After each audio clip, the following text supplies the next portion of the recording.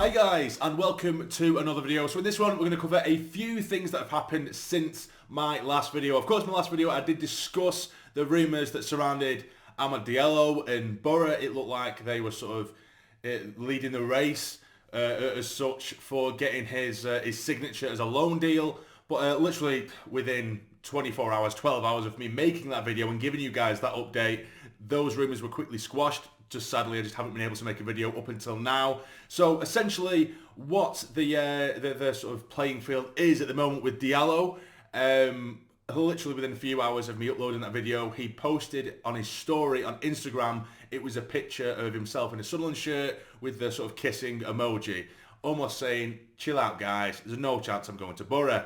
There was also a chat, a screenshot of a chat. I don't know if it was an Instagram chat or it was a Twitter chat of Amad. I don't think it doesn't look particularly authentic to me, but it was shared around essentially saying, you know what, hi mate, it's Amad here. Just to let you know, I've always said that if I'm going to drop down to the Championship for another loan, it's only ever going to be to Sunderland. I would never go to Borough type thing, or wouldn't go to anyone else, not just Borough, but I won't go to anyone else.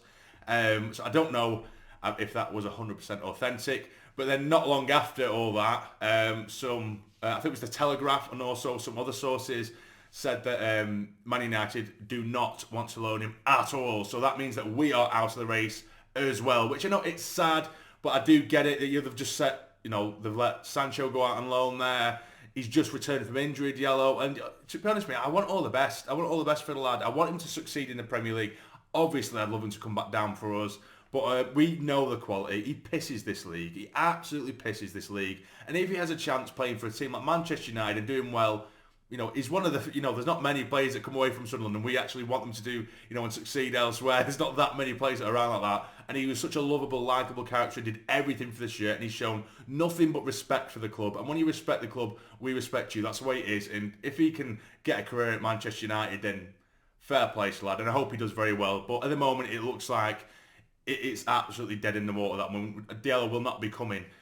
However, now Langstaff, Macaulay Langstaff, the striker who we did mention in the previous video as well, it is now, before it was just sort of rumoured, and now apparently, according to sources, there is absolute, genuine, concrete interest from Sunderland to sign him. However, Derby want him, Peterborough want him, and I think Middlesbrough want him as well, amongst some other Championship clubs as well.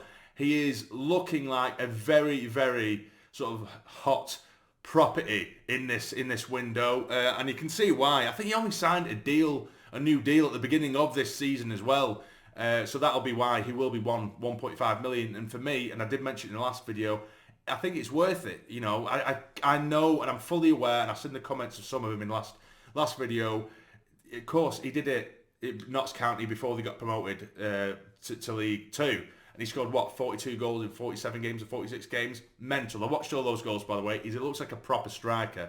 Someone who's not a sort of proper, he won't come deep to interlink. He's always in the right place at the right time. He's always making the right runs. Again, the quality is different, but then he's gone up a league and immediately scored 20 goals already. So what's to say that he couldn't go up to League 1 with another side and do it, and then go up to Championship and then do it? And of course, he's going to have better players around him. It's just a case of giving him that service because he is a proper striker. Now, the only thing with this, what's been kind of kicking off around Twitter, a little bit anyway, I think a lot of them are sort of tongue-in-cheek comments, but people, of course, and this is what the new modern-day era is like, they go to him, because I did say I think he was as Geordie. I thought he was anyway, those were the sort of rumours, so I thought, you know, let's stay clear, because it's only going to cause shit, it's going to cause friction, it's going to be like a Michael Chopper all over again, do you know what I mean? But people have managed to dig through his tweets from literally 10 years ago. He's a Borough fan, apparently. He is a Borough fan. And there's a handful of Sunderland, sort of negative Sunderland tweets from literally 10 years ago. It is what it is. At that time, he was playing non-professional football. And he was just a Borough fan. You know, if I was in his position, you know, and I was linked with the mags later down the line, you're going to find shit that I've said about him. Do you know what I mean? It's the way the world works. If he was a mag, it's a bit different. Borough, for me, it's a little bit different. It was a hell of a long time ago. I'm not going to, you know, hold it against him personally. I know people are different, you know, indifferent about the whole Borough, is it a derby type thing. For me, I don't really give that much of a shit about him. So it wouldn't bother me too much. But, you know, because at the minute we need a striker. But in saying that, we have strikers at the club that we can't find. We can't find a system that works. So I don't know whether it is a case of we don't have the right striker, or we don't have the right manager to give the right system to implement a system that works with a striker. It's a difficult one. Everyone's scratching their heads, and they have done for 2 years with this club, trying to find a proper striker. But that is the sort of that's where we are with that one at the moment. Now, again, yesterday it resurfaced. Apparently, there has also been genuine interest in Yann and Villa. Now, I know I did a video a couple of weeks ago, but apparently there is, and it isn't just a rumour, there is genuine interest, and talks have already been had, at least initial talks have been had with Yann and Villa. At least his team, again, I don't know whether it is rumours, but they are from France, anyway, it's from French outlets, some highly followed, some highly respected, and some outlets that have been very correct in the past. They have said that Sunderland have been in touch with Yann and Villa, and talks have already been made, or they've at least began discussions.